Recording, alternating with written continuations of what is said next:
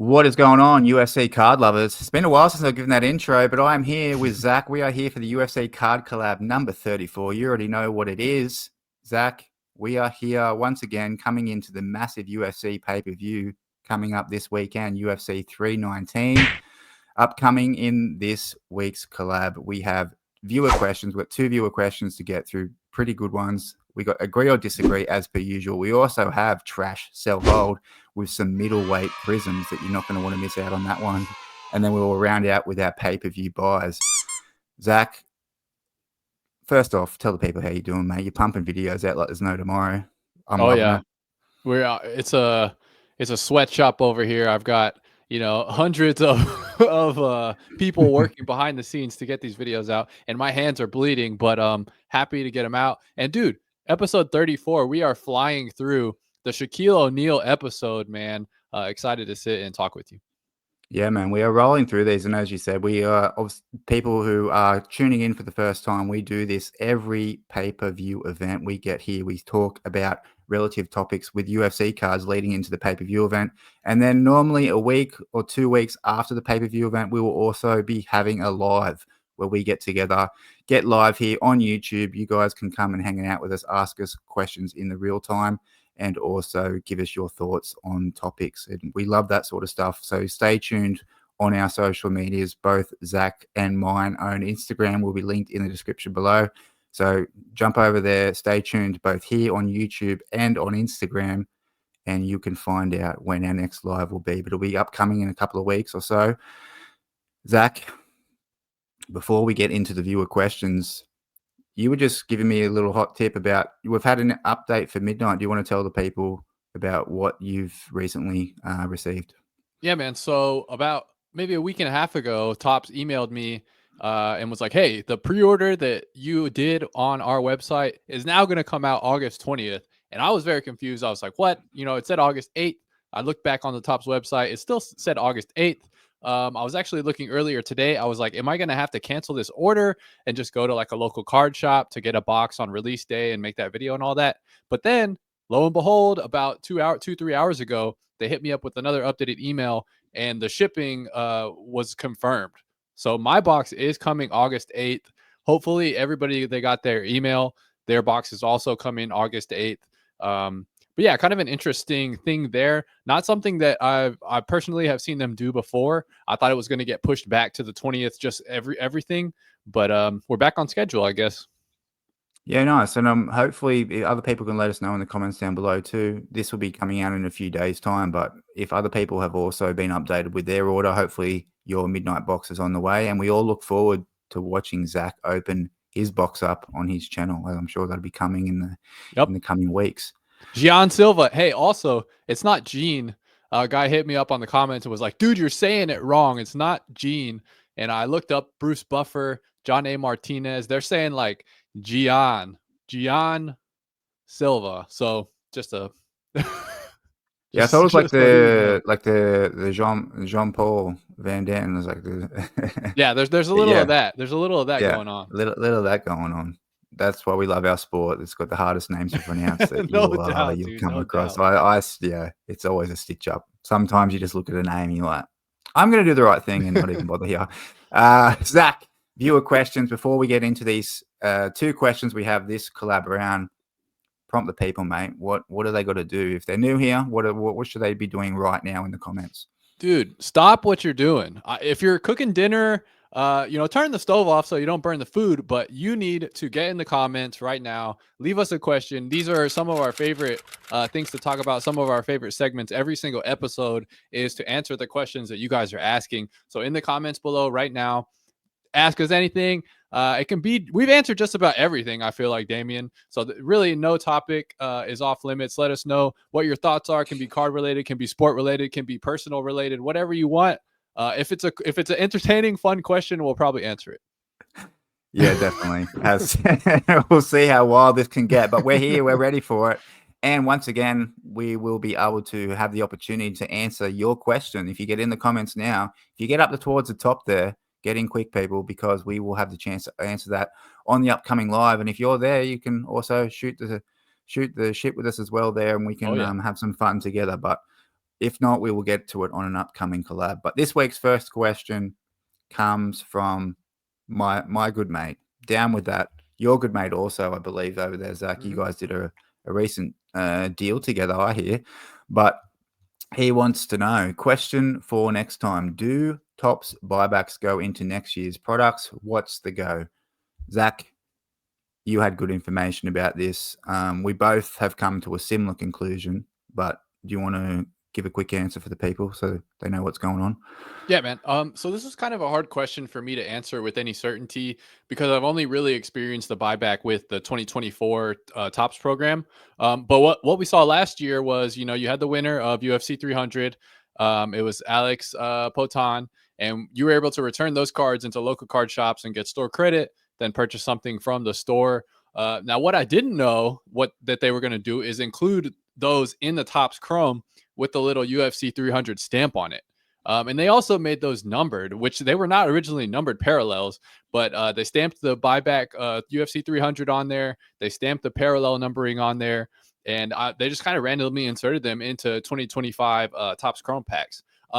Now, what I was trying to see is like, is this going to be the norm going forward? Again, we only have 1 year, right? So it's kind of hard to determine. But this year we have the Max Holloway, right? What are they going to do with that?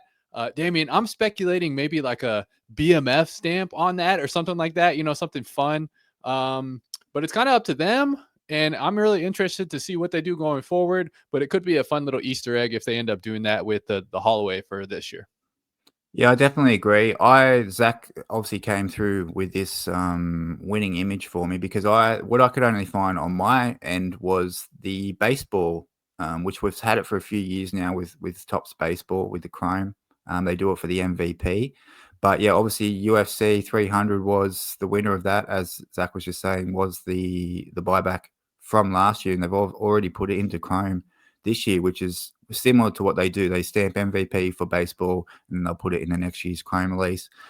For those of you who are wondering, how it works is you will get 20. It's always store credit. I don't believe it's physical cash. From my understanding, it's if you take it to your local hobby shop, they will give you just store credit for that store. So the bases for whoever the buyback fighter is, you will get $20 per base. Refractors, non-numbered refractors, you'll get $40 credit. If you have a serial number card over 100 population, you will get $100 for that card, and any serial number card less than 100, you will get actually $200 store credit for. So it's a great incentive. Very, very smart from Topps in terms of marketing, because what it does is it gives value to these otherwise worthless base cards. Like $20 per base card is, Yeah. you know, we have rookie autos selling for that for some UFC fighters. So to be getting $20 base is really good value. So it adds sort of like almost like an extra chase. It adds an extra chase to product. So it from my perspective, I think it encourages people to open more product. I think it opens, it gets box sales a little bit better than what maybe they would have been otherwise. And also too, on the back end, they're releasing these cards, which are very unique. They are pretty cool. We can see they're getting stamped with something unique. And then they're also obviously getting serial numbered as well. So, and put in the next year's product. So a great sort of incentive by Topps. And I think it was one of their better ideas that they've brought into modern day sports cards. But great question down with that. We appreciate that one. We hope we've answered that one for you. As we move on to the next question, and no surprise here, Zach, it is our boy, Matty Matt. Yeah. He wants to know if you could buy one UFC hobby box to open and one to hold long term, what would they be, excluding round one? Because we have answered this before. Yeah. In terms of if we could have any hobby box to hold, we both answered with Topps UFC 2009 round one. But excluding that product, which opens this question up wide, what box are you going to hold on to long term? And which one are you going to open, Zach? Do you want to do one for one? And which one do you want to go first? Oh, we'll go for the open. I think the opens. Okay. We'll save the long term one for lucky last. All right. Yeah, Maddie Mac made this question difficult because the easy answer is always round one, right? That's definitely something that man, it's like I was looking online actually from this question. They're up to like 30. There's a couple for like 3,100 and 3,300 online. So that box just continues to climb and climb, man. Mm. If I was smart, I would have bought one like 2 or 3 years ago. But for ripping, so if you guys know my channel, if you watch my channel, I always get like the newest products, right? I get one of them. I try and open them on the channel, talk about what's inside, talk about how they look, show them off, hopefully get a cool box, and recoup some value. Um, so because of that, I think the easiest way for me to answer this question would be for me to get the next new product and use it on a rip for the channel. And I can make a cool video about it. I'll show everybody the new cards. And so it's kind of a cheap answer, but I was thinking of it like the most logical way. And that's definitely what I would do. So right now it would be midnight, but I already have a midnight box coming. So I'm going to say Stadium Club is going to be the box from 2025 that I'm going to rip. I'm very interested in the mix that I've seen from a few of the cards that have leaked of one, just like very simple photography, good action shots, border to border images, but also the mix of like goofy, fun, vibrant, like energetic 90s designs. I think they have some of those in there. And to me, that mix seems very fun. We're getting on cards, Damien. I'm hoping it's not super expensive. It is a debut product. And for that reason, the one that I want to rip is going to be the 25 Stadium Club. That is not even out, dude. It's a future answer. All right, but what an answer though, because we are going to make that dream box reality very, very soon here when those boxes are released in hopefully the next coming months before Christmas. Yep, I'm excited. Who knows when that one's going to come, but I know it's going to be soon. We both know it's going to be soon. So, all right, I was very torn between my two answers because they're actually both very interchangeable, very similar products, very interchangeable, very similar reasons why I think they're great to open now, and also why they're great to hold long term. Ooh, So okay. I'm just gonna take the band-aid right off here, and of the two, which one I would be opening as a very debatable. It's really 50-50, but I am going to be opening up the 2022 Prism. Nice. Solid. Hobby box. So I think this is a solid answer because the rookie class in this is absolutely stacked. Triple And, S. I think you Tom Aspinall, Ilya Taporia, even if you want to throw in Arman in there as well, Sean Strickland. There are so many fighters who are just reveling at the moment in terms of the pools that you could potentially getting when we are talking about opening up boxes, as you pointed out. If you're opening a box, you want that return in value in there. If you're opening up boxes in order to gamble and get your money back, because if you're doing it for fun, that is for fun aspect of it, but it's not fun if you don't get your money back. And collecting wise, you want to be buying singles on eBay, for example. People, you don't want to be trying to pull those specific cards out of boxes. But 2022 Prism, beautiful design as well. It's a 3-year run. I talk about it all the time. I think that's very important.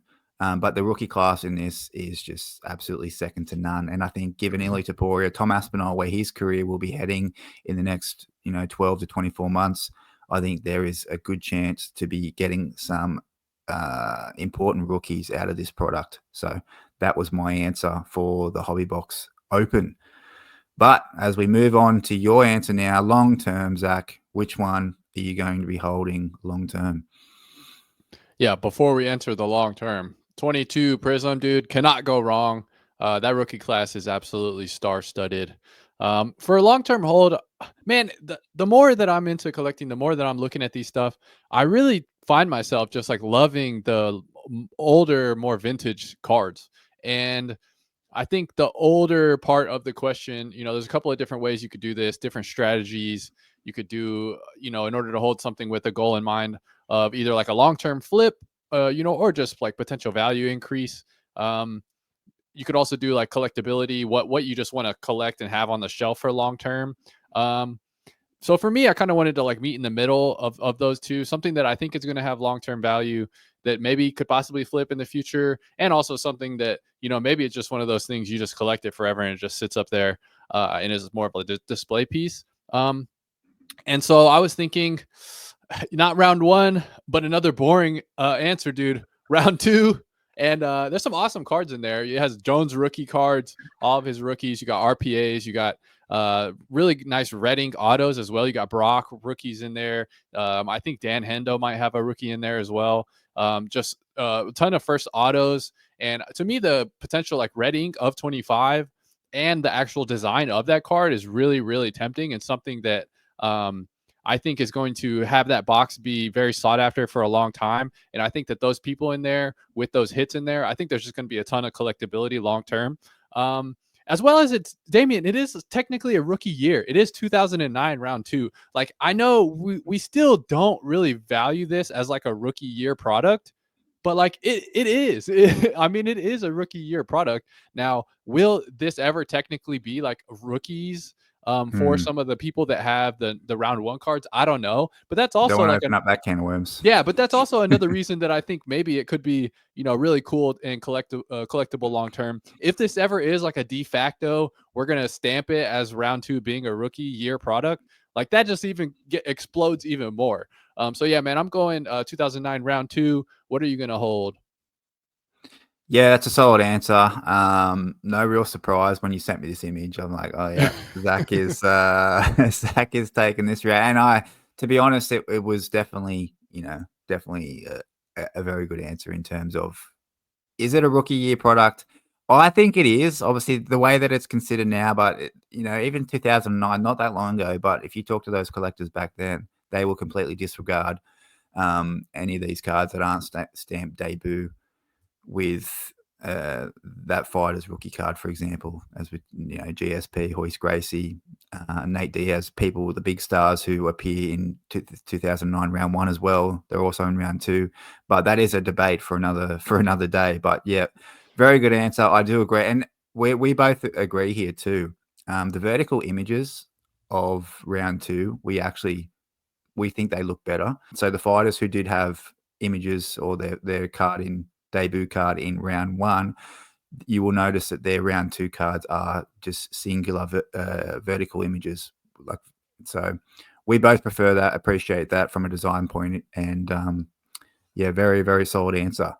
I myself am, as I said, very, very similar to even my answer that I gave in terms of opening. I myself am going to hold 2021 Prism. I knew it. You knew it. Other people probably knew it as you well. love it. I sound like a Panini jock rider at the moment, but I've released a video just recently talking about my reaction to something that Brian Gray, Leaf CEO, said. I don't think we ever see Panini. Not I don't think. I'm almost positive we never see licensed UFC product again from Panini. And I think the fact that we only have 3 years, the debut year, and not only that, the design of 2021 Prism. I've been opening up just retail boxes more and more recently, and it's just like it's head and shoulders above 2022. And don't get me wrong, I like 2022. I like 2023. I like the Prism Shine in general, but 2021 was just something special. And obviously, there are some very high chase cards in there, given the fighters in that set and the fact that it is debut Prism. So for those reasons, simply, I think 2021 Prism, and even we're talking about box pricing before, I believe, 2021 Prism is always consistently at that $800,000 mark, and that's only ever going to increase the more that some of those get sold, and then obviously the stock becomes less and less. So I think that's always going to be a solid one to hang on to in the future. But thank you very much, Matty Mac. Thank you, down with that. Thanks, guys. Once again, people, we appreciate your questions. Very thought provocative, and we hope that we get some more coming up. But Zach, for this week's Agree or Disagree. Agree or disagree? That is the question. This week's Agree or Disagree, Zach, I'm putting out there, I want to know, what are your thoughts? If a retired UFC fighter becomes a UFC commentator, does it potentially affect their card pricing in the long term? So it could affect their, we're talking about fighters here. For prime example, Dominic Cruz, for example, obviously becoming a mainstay as a UFC commentator now that he's retired. And also Daniel Cormier, since he retired. a lot of these fighters break into the commentating world even before they officially retire, but we've had a couple now who become basically permanent fixtures. Michael Bisping as well is another one that comes to mind. But do you think these fighters, after their career, obviously a lot of these fighters, they're all ex-champions. Paul Felder's the only one who comes to mind who not being an ex-champion, but we get him a lot on the fight nights. But obviously they have a legacy there with their career. But do you think then turning to commentating, does this affect their card pricing potential longer term? I'm talking when we're looking 5, maybe 10 years down the track. Do you think these fighters becoming commentators, does that affect their card pricing in a positive or even maybe a negative light? What are your thoughts? And do you agree that it plays a role? I'm going to agree with the statement. I think becoming a commentator does affect card pricing long term. And while I don't necessarily think it's like a huge bump either way, I do think it matters slightly. The reason I think it matters is because at the very least, it keeps you in the public eye, right? It keeps your name in people's ears, and probably most importantly, it shows people more of who they really are and who they really were as a fighter. You know, you get to kind of know them a little bit better, and it's a little more personal with them always being on the air and always talking to you. The first and like most extreme examples that came to my mind was Daniel Cormier, right? He's an announcer. He's a coach on Tough multiple times. He has like his own show. He's always in the public spotlight. And I think that has probably positively affected his cards long term. And even with him doing all that and being everywhere, he's pretty likable. I think he does an okay job as a commentator. He's pretty entertaining. He's funny with the Ultimate Fighter and YouTube stuff. But it could also go negatively, right? And with a guy like Dominic Cruz, I think there are a lot of people out there that are kind of put off by him as an announcer. I don't think it's necessarily, Damian, like his calling the fights or like how he does it. I think it's his personality. I think some people don't see him as being very likable, which I do think has negatively affected his card prices. And I don't know if this spurred this question, but like I saw a blurb, Dustin Poirier could potentially be coming back as a commentator. And if that's true, he's usually very level-headed with his talk to analysts and media. I think he's going to be a pretty good commentator. People love him already for good reason. He's put on incredible fights. And I think if he does become a commentator, that's even going to do a little bit more in helping his card prices and helping him age long-term. So yeah, I think in summation, it helps to be in the public spotlight. It helps to be in the eyes of the spectators and of the fans by being a commentator after the fight. So what were you thinking? I am very curious to see like where you took this one.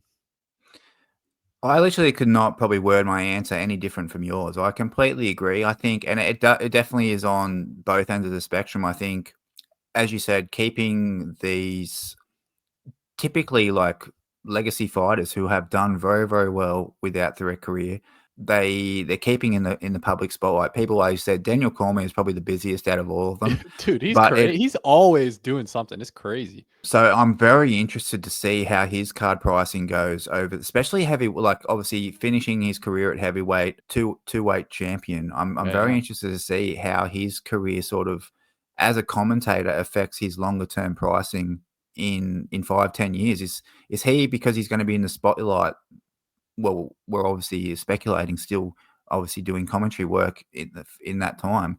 Is that going to sort of push him above the heap of maybe someone like Stipe, who's just going to sort of fade off into the distance because Cormier is more active in terms of getting in the UFC public eye? Are we going to see Cormier cards outselling Stipe's, for example? I'm very interested to see what happens with that. But I think, as I said, I completely agree, and I think it is on both ends of the spectrum because I agree. Like Cormier, I actually like Cruz. I know. I think I like Cruz for the fact that his personality is so it's so polarizing that he speaks his mind, and I think I admire that and I respect that about people when they're not afraid to say what they think. They're not afraid in terms to give an honest opinion, maybe even for the backlash from like an enterprise like the UFC.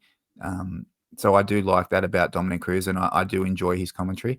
But then you get people like Bisping, man, and I just think Bisping is as annoying as hell. I can't stand him, and it sort of puts me off buying Bisping cards, to be completely honest. Like, Bisping is a legend in his own right. Obviously, one of those OG fighters from The Ultimate Fighter who made it through, was his mainstay, different weight classes in the UFC, and did pretty well, was always in rather exciting fights, had an exciting style, left it all on the line. But I don't know what it is, man. But like, as you said, maybe with like the Dominic Cruz factor for other people, that Bisping, something just drives me insane about it.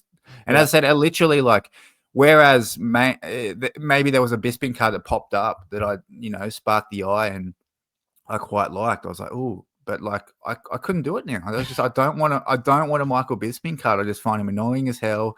And I think that's really happened after his commentating career has sort of taken off. And same thing.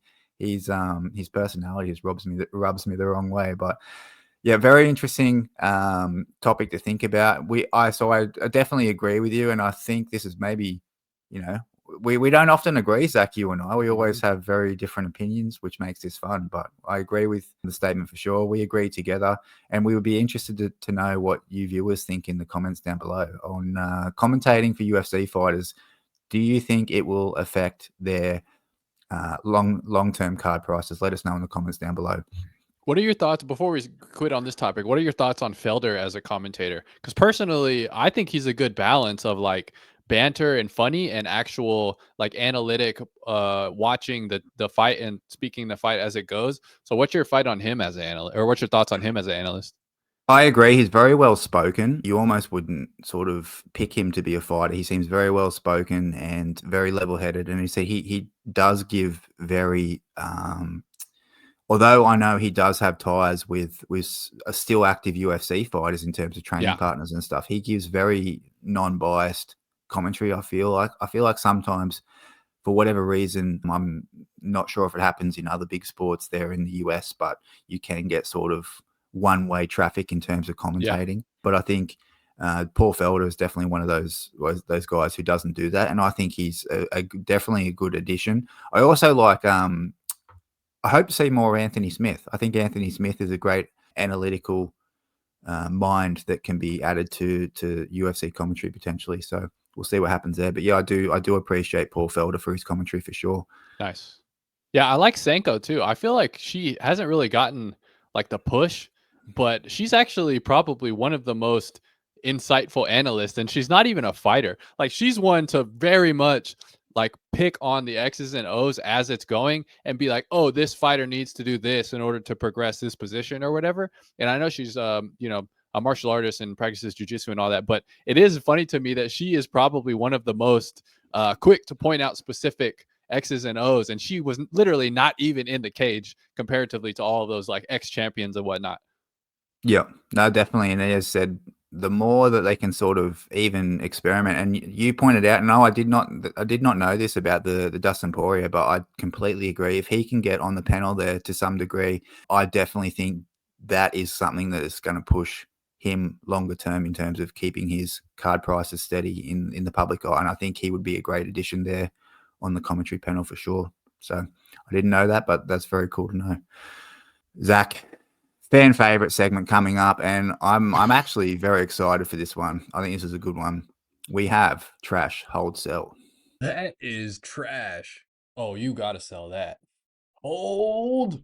All right, Zach, man. Oh, big paper. My stomach hurts. big pay-per-view this weekend. UFC 319, main evented by none other than the middleweight champion, the middleweight king, Dricus du Plessis. And he is coming up against Khamzat. Khamzat, he finally did it.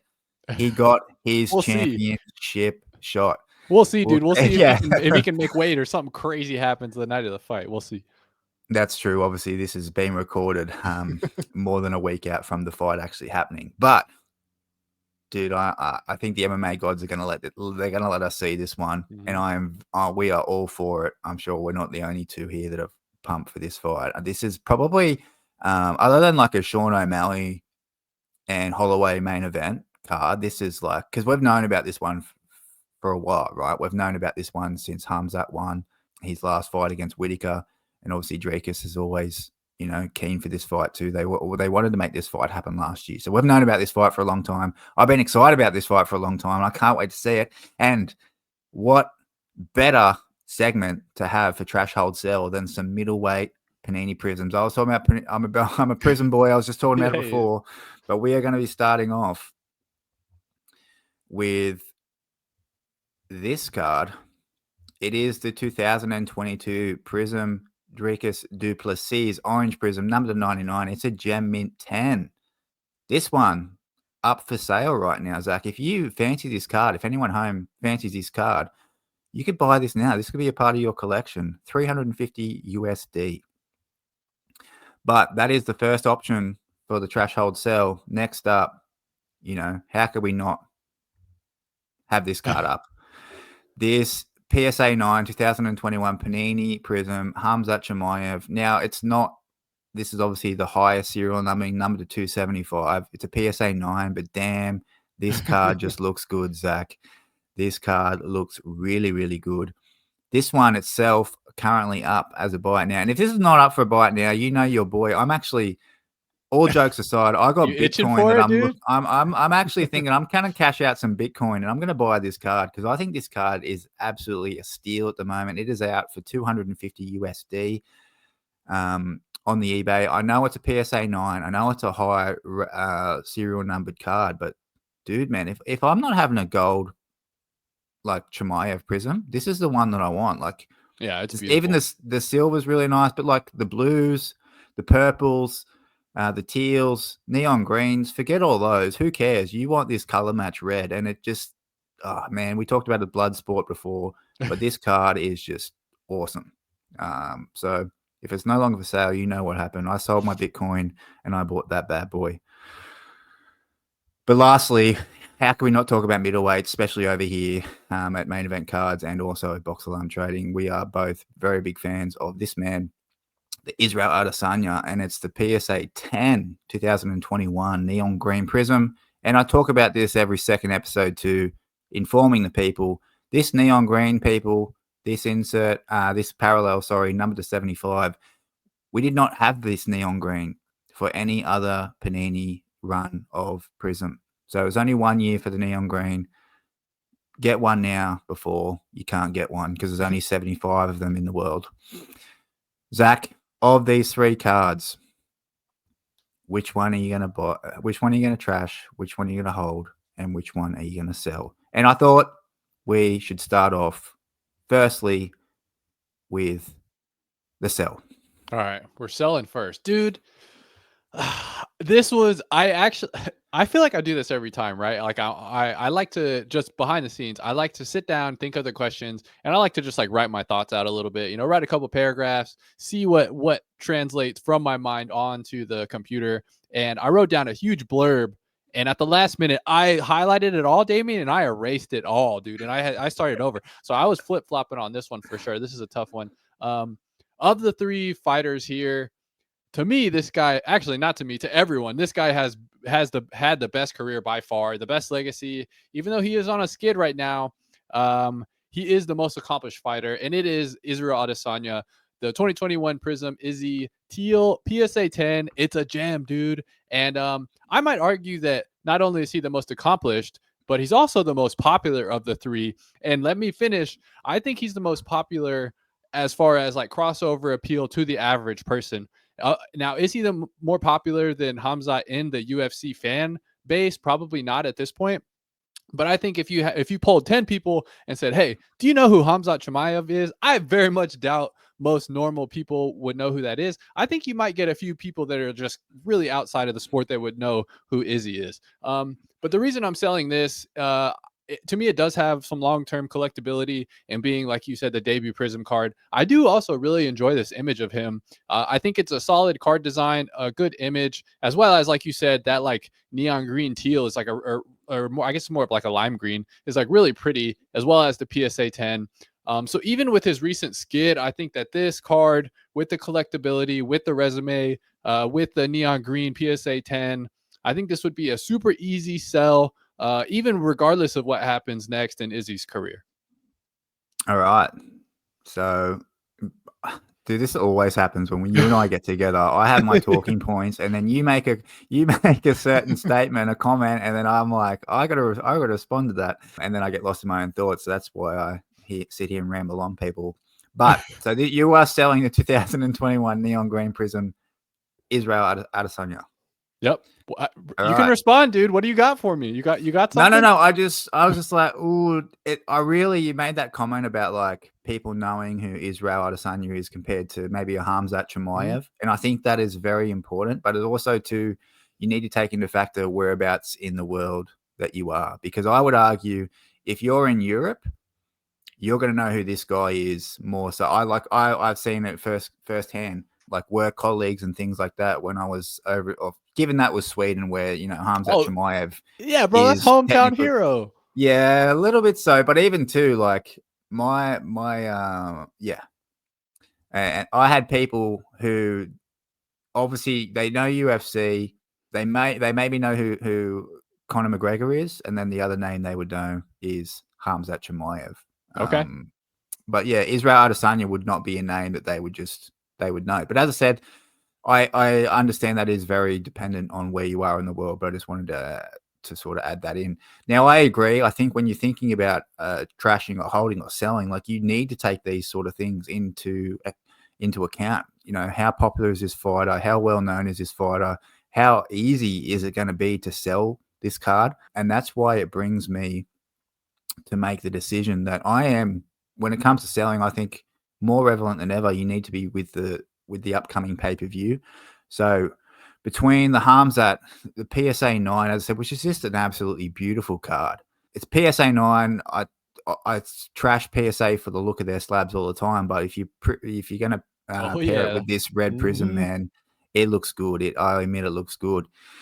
But then on the other hand, we have this Dricus du Plessis orange prism, dude. And I think if Dricus can get the win this weekend over Hamzat Chimaev, I think we are going to see a very, very good bump in his. We should see a very good bump in his card pricing. I think this will be the peak of Dricus du Plessis' career, given whatever happens after this, because I spoke about this before.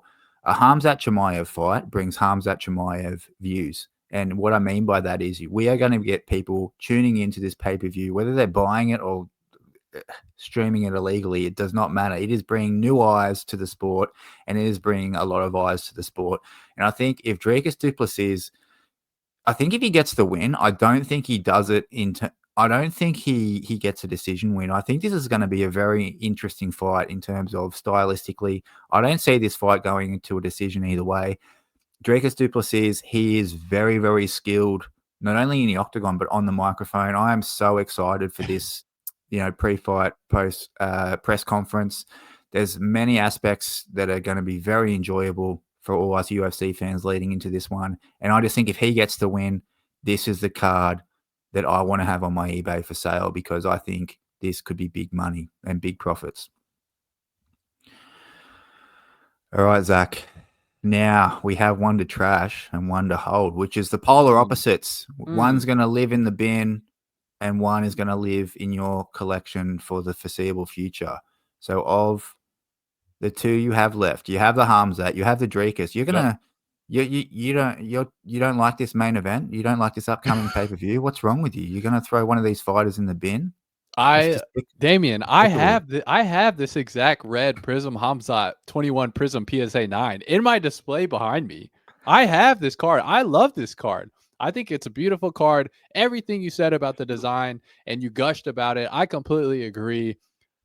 But Damien, when we're talking about holding long term, when we're talking about selling, we also have to factor in winning and championships. And I am going to trash the card that's in my display case, Damien, because I think Hamzat is going to lose against DDP. And to me, the worst case scenario is DDP beats Hamzat, right? Let's say he gets a finish, which, like you alluded to earlier, if he does win, it's going to be by finish. I do not think this goes 5 rounds. I think it's going to be very tough for Boris to get back to a title shot. He's already 31. He fights it's been more infrequent the older he's become. Let's say he loses, worst case scenario, he loses, he's back in at 32. If he has to win potentially 1 or 2 more fights in order to get back to the championship, dude. So to me, if Hamzat loses, I don't know if I can sell this card, man. I'm going to be way underneath on what I already am. So if I'm picking between these two, I think the one that is safer to hold, that risk aversion would probably have more long-term value depending on if DDP loses or if Hamzat loses. I think DDP is the safer long-term hold, and I do think if Hamzat loses this fight, I don't think he will ever be a champion in the UFC. And that may be a hot take, but to me, this is do or die for him in his career based on what he's done in the last couple of years with pulling out, with health issues, and with, you know, just generally not being super active. So I hate to say that because I have this card, man, but yeah, that's kind of where I'm at with it, and I'm curious to hear your thoughts because I feel like you're probably on the other side of that one. So just to confirm for the people, but this is the one you're trashing. I'm trashing it, dude. The one that's in my display for the segment, it made the most sense when writing everything out. And you're keeping this one in the display.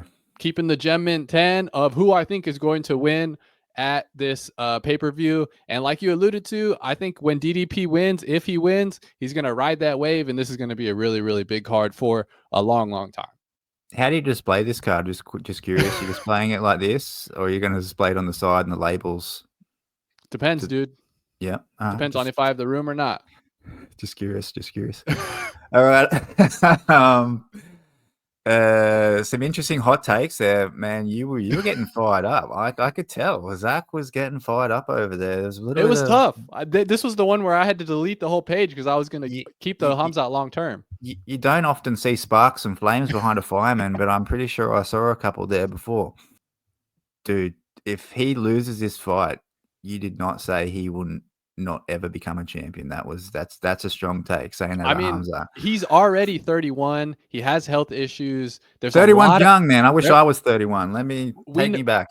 Statistics in the UFC. I mean, yeah, right. I'm 33, so I'm an old geezer too in this sport. People aren't winning championships 35 and above. That just seems to be the trend. Yeah, unless you're Randy Couture, shout out. But yeah, listen, I respect your points.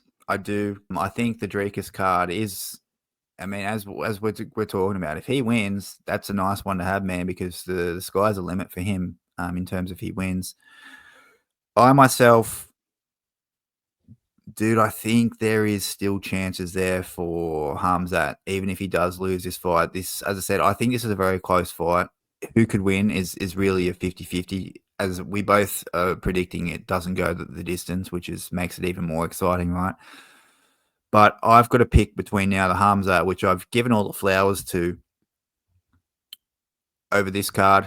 And listen, as much as I love neon greens, I don't really particularly like this card for Izzy, man. I don't really like the design. The pose? I don't like the pose. No, it's a bit weird. It's horizontal.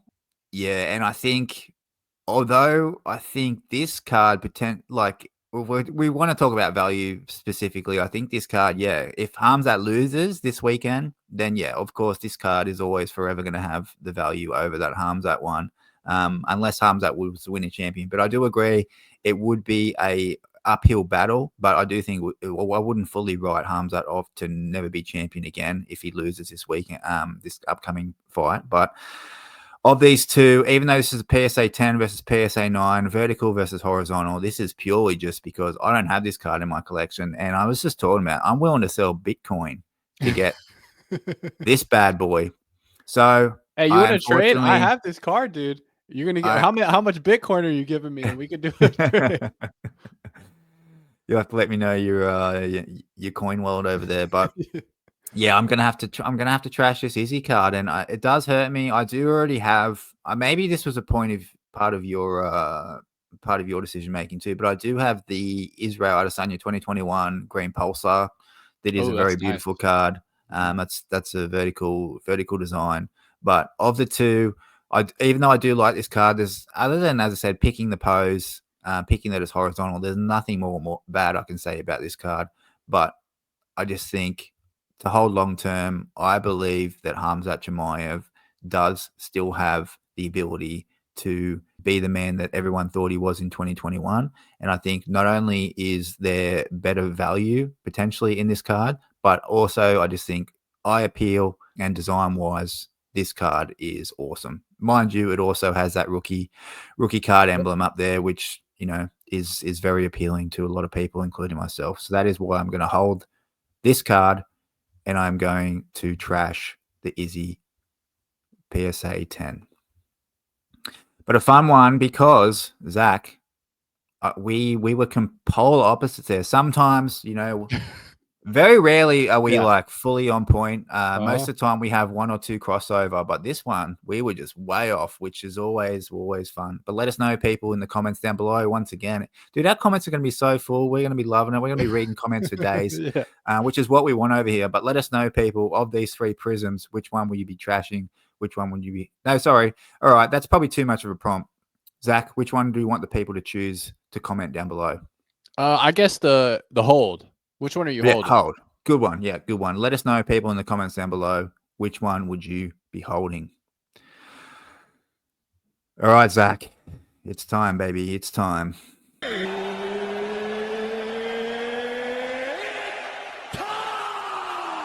For pay-per-view buys. Zach, pay-per-view buys to round out this collab. You have a card. I have a card that we've both tried selling before, but it is a stacked card. This is a very stacked card in terms of the fights on this main card. I really think they should have pulled one or two fights from this main card and made them the upcoming fight night main events, because the upcoming fight night main events after this card are absolute doo-doo. Hey, what else is new, bro? That's like every other week now. No. Oh, man.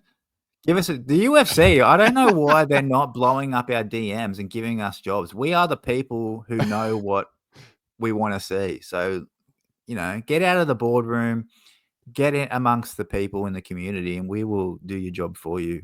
Probably do it cheaper too. But Zach, upcoming UFC pay-per-view 319, who we got on the eBays to sell? Yeah, dude, I got the 2020 Topps Knockout Jeff Neal first auto on card of 99. And I think this is going to be a really fun matchup, man. He's fighting Carlos Prates. Everybody loves Prates, coming off a pretty good performance against Ian Gary, even though he got, kind of outclassed there for about 3.5 rounds. But he came on strong, showed the heart of a champion, almost finished Ian Gary. So to me, that was a pretty good fight for Prates. And Jeff Neal has real power, dude. He loves to box. He's very durable. And Prates is very hittable, man. So I think this is going to be a really fun fight. Both guys are powerful. Both guys have good hands. Both of these guys are going to look to strike and box. Depending on what happens, maybe this sells. I don't necessarily think it is going to sell, but if any Jeff Neal cards are going to sell after this weekend, it should be this one, man. Of 99 on card auto, first auto. Let's go, Damian. This thing's moving. I agree. I hope it moves for you. As I said, this is one that we've seen a couple of times again now. You made it happen with the 2021 Kevin it took a few times, but it finally happened. So maybe this is it. And as you said, if you can beat a Carlos Prates, if you are to buy a Jeff Neal card, you pointed out, not only is it an on-card first autograph, it's also the rookie card, and a pretty good one too, in terms of we have the I always spoke about this too. It's got the cage, the crowd in the background. We've got the commentator going wild. Looks like Jeff Neal's trying to do the 90-degree Max Holloway in terms of pointing at something. But yeah, this card, hopefully we will recap on the upcoming live, and you will have had someone sold. If I think Jeff Neal, I agree. Do I think this card sells? No, probably not. But you never know, man. It could happen, dude. If he flatlines Prates, maybe some people are flocking to eBay trying to get some hands of steel. That's true, because he does have hands of steel. That dude has absolute hammers. I myself, LaRon Murphy, the late call-in, well, not late call-in, he's coming up against Aaron Pico, who is having his first UFC fight. He is a Bellator PFL fighter, been around a long time. I'm not sure how Aaron Pico is going to do in the UFC, but this is the co-main event for some reason. I'm not sure why, but I think the Jeff Neal Carlos Prates made more sense. Laurent Murphy's been around for a long time in the UFC now, fighting out of England, and he is very, very good. We've talked about featherweight fighters before. I believe he's still undefeated, and this guy is all business, very, very skilled. I got this set. This set has done me pretty well. I bought this set really randomly. We talk about 2022 rookies. Laurent Murphy is in there as well. And this set I picked up for like, I don't know, I think it was like $60 or something. And I've sold like, given the rookie class Hey, you now, flipping 'em looking easy? back, you can flip flip these cards $10, $15 at a time. I even sold a Taporia one for about $20. You make your money back easy. And I've still, a lot of these I've got rid of now in lots or whatever, but I still have this Laurent Murphy left over. So this will be up on the eBays. I'll just do it as a $20 AUD, buy it now, free postage. Laurent Murphy hopefully gets the win and someone can jump up and buy this card, because Laurent Murphy is literally, if he beats Aaron Pico, he's definitely one fight off a title shot. I'm not sure if they put him against Evelev or who they sort of have a duel out for number one contender. But Laurent Murphy has been around and he's been beating names more recently, and he will be in top contention very, very soon, and a very, very skilled fighter who has a good shot. So we'll see what happens there for that pay-per-view buys, and we will be recapping how our cards went on the upcoming live, which, Zach, as I'm told the people before, will be happening probably 2 weeks. 2 weeks from now. Keep up to date, not only here on YouTube by hitting notification bell, but also over on our Instagrams. We will be posting on our stories about the upcoming live and when that is to happen. Zach, very much appreciate your time as per usual. I know you're a busy man, busiest man in the UFC card space at the moment, but when we get together, it's always a good time. And I appreciate you, mate. Anything you want to leave off the video, tell the people before we jump off here?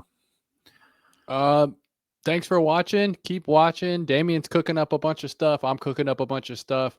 We're trying to keep you guys, entertained, maybe a little bit of education, having fun. Come chill with us at the live. That has been extremely rewarding to me. I know Damien really enjoys it as well. We get to talk to you guys. We get to hang out.